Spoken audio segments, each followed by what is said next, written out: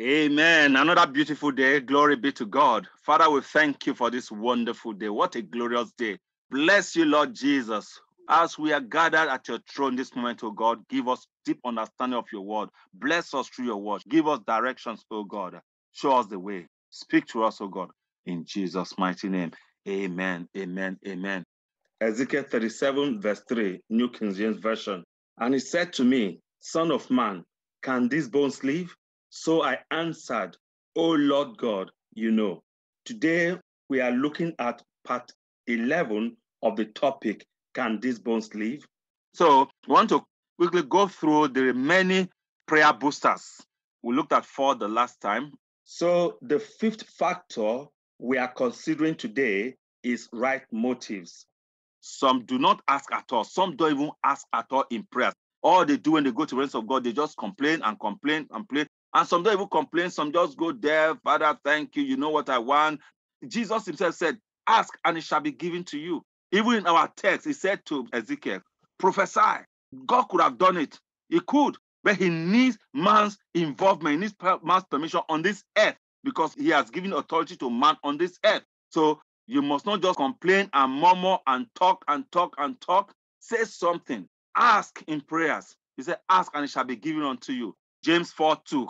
The Living Bible says, you want what you don't have. So you kill to get it. So many people do a lot of things because they want money or because they want their problem solved or because they want something in this life. They can go to any extent to do anything. And at the end, most of the time, they get nothing. And at times, they even put themselves in bondage of the wicked. They ensnare themselves. You say, you want what you don't have, so you kill to get it.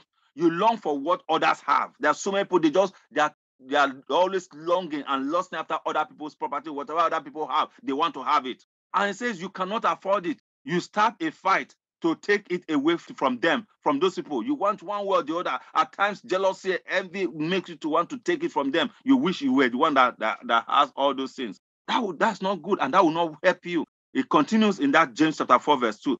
And yet, the reason you don't have what you want is that you don't ask God for it. You don't ask. So stop envying others. Stop criticizing others. Stop coveting other people's property and other people's honor. Stop coveting them. Stop doing evil things or negative things or wrong things just to put people down so you can climb up. Stop all those things. Why not sit down and reason out things and stand up and go and do what you need to do as God strengthens you? You have it in you. You can do it. The ability is in you. It's just for you not to be lazy. Stand up and do something. Because Bible says if you do not work, you will not eat. The lazy man who does not sow, in the time of harvest, he will beg, no one will give to him. Beloved, you must ask. Even today, talk to God. Every new day, talk to God. Open your mouth and ask. He said, open your mouth wide and I will feel it. I even love the way Amplified post chapter 4, verse 2. Amplified says, you are jealous and covet what others have, and your lust goes unfulfilled. So you murder. You are envious and cannot obtain the object of your envy. So you fight and battle. You do not have because you do not ask it of God.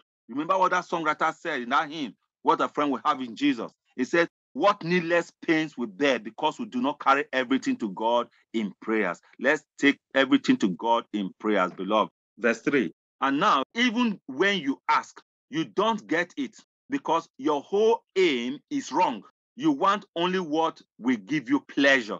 Look at how Amplified puts it, the Amplified version. You ask God for something and do not receive it because you ask with wrong motives, out of selfishness or with an unrighteous agenda, so that when you get what you want, you may spend it on your hedonistic desires. Wrong motives hinder many from getting results. You speak to dry bones, the dry bones soon become drier.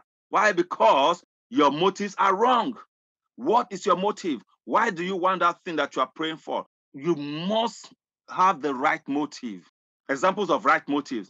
You want it to help others. You want to bless others. That's the right motive. Or even because you want to solve a problem, you want it just to use it for the work of God or for the glory of God. That's the right motive. But when you want to use it to satisfy your own lust and because you want to use it to show off, that is wrong motive. Because you want others to know that you too can do it, you too have it. That's wrong motive.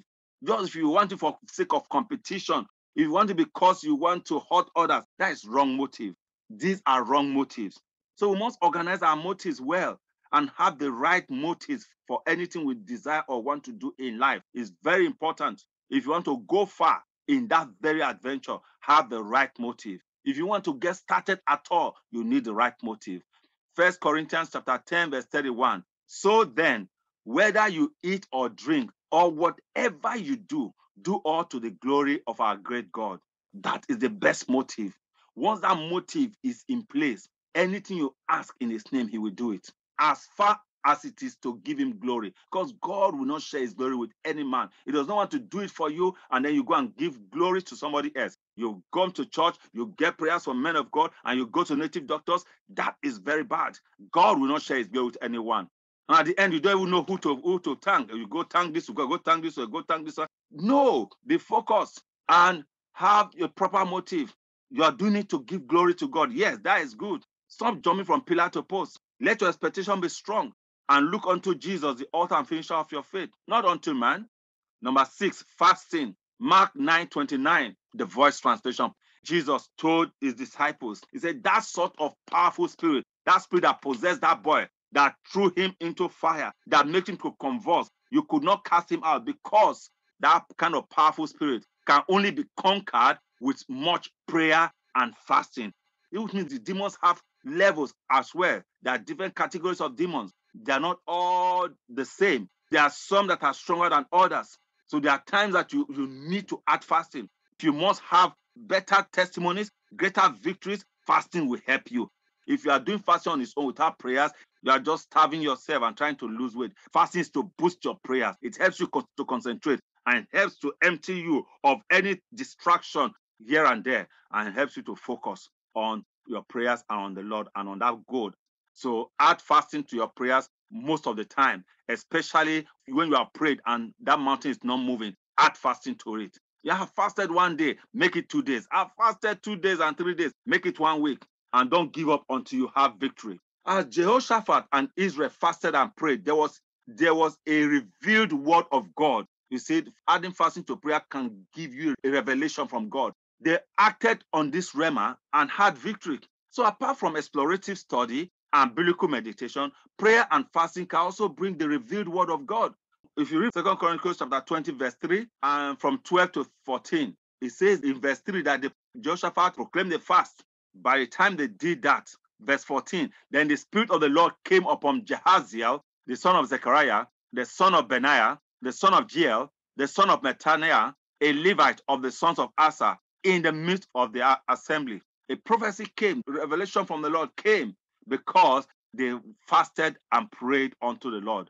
Number 7, praise and worship. 2 Chronicles, that same 2 Chronicles chapter 20, if you look at verse 16, Bible says that they sang songs, they praised the Lord, and that was what gave them the victory. Yes, they meditated. Yes, they prayed. Yes, they fasted.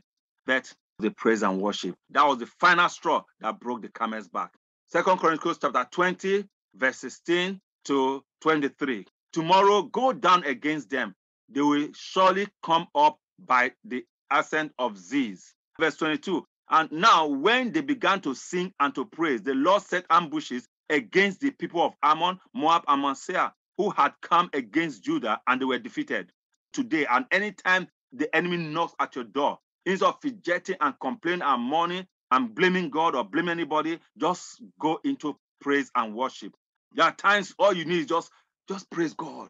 That is high level of faith. Look at Paul and Silas in the prison. Instead of lamenting, crying, they went into praise and worship.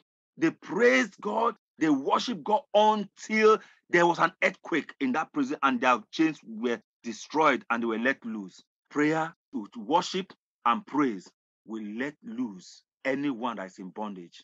I can't explain how it will happen. It's mysterious. It's the doing of the Lord. So if you want your bands to be loose like those of Paul and Silas, praise God, worship God. That is high level of faith. If you look at Joshua chapter 6, that was what happened as well. The children of God, led by Joshua, went round Jericho, the gates of Jericho, as strong and as high, as well fortified as the Jericho walls were. They went round 6 days praising God. And on the 7th day, they shouted a shout of victory as they praised God. and the walls, those strong walls, went down flat. Whatever walls the enemy has put around your blessings to hinder you from possessing your blessings, I decree and declare as you praise and worship God today, may they go down flat in the name of Jesus. Hallelujah. Number 8, your prayer must be passionate and heartfelt. James chapter 5 verse 16b. For tremendous power is released through the passionate, heartfelt prayer of a godly believer. Passion means hunger.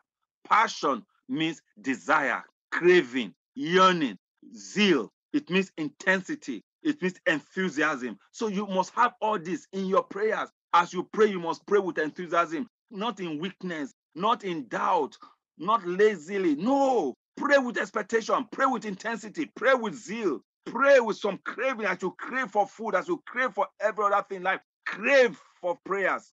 Be hungry in your prayers. Desire. In John chapter 2, verse 17, the disciples remembered that it was written, the zeal of the house has eaten me up. The way Jesus overthrew all tables from the temple and threw them out and did all those things, the disciples said, oh, we remember it is written, the zeal of the house has consumed me. That zeal, let that zeal consume you. The zeal, that passion, that enthusiasm, and that great expectation to overcome, let it consume you as you pray. Have your eyes set on your goal and on Jesus Christ. And then your dry bones will receive sinews, will receive flesh, will receive life, and they'll come back bone to bone, and you'll have your victory in the name of Jesus Christ of Nazareth. Hallelujah. Our memory verse is Mark chapter 11, verse 24. Therefore, I tell you, whatever you ask for in prayer, believe that you have received it, and it will be yours. Whatever you ask God for in prayer today, I pray that it will be yours in Jesus' name. So begin to pray now and talk to God and say, Lord, I need this, I need this, I need it. Make your petition known unto the Lord. Go to his throne with thanksgiving, worship him, exalt him, praise him. Bible says with thanksgiving, make your request known unto the Lord, and then begin to make your request. It's not a sin to make requests, not a sin to ask. It's not too big to ask. Nothing is too small to ask from the Lord. Just begin to pray and say, Lord, this is what I need. Father, there's a problem here, there's a problem there. Make your petition unto the Lord and make your request also. If you want to intercede on behalf of others as well. And intercede for your children, intercede for your brothers, intercede for your sisters, intercede for your husband. This is the time. In the name of Jesus Christ, what you ask for in prayers today will be yours in the name of Jesus, provided it is according to his will. Don't ask amiss. You must have the right motives. So begin to pray now. I believe God, it will come to pass. You will give testimony. And I'm expecting your testimonies because I'm expecting God to answer your prayers today. Amen. Hallelujah. Glory be to God.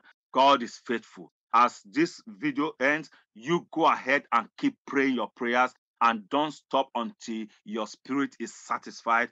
Father, I thank you, Lord. As your children obey this instruction and pray, I want to believe, oh God Almighty, that you have instructed them through me today because you want to do one wonderful thing in their lives. That great thing, that thing that they are expecting from you, you want to resolve it for them today. So I pray, Lord, as they obey in faith, that you will give them victory today. Give them testimonies, oh God Almighty. Thank you, Father. And this victory will be permanent. This affliction will not return to them a second time. And those that also need direction from you, give them direction. Those that need inspiration, give them inspiration. Those that need ideas, business ideas, give them ideas, oh God. That, oh, Kasheke Basato, ideas, oh God, that will catapult them, oh God, to the top and keep them and sustain them there in the name of Jesus. Thank you, Father. Bless your holy name, oh God. Those that need healing, heal them, oh God. Let everyone's prayer be heard by you today. And whatever they ask you in faith with right motives, may it be theirs.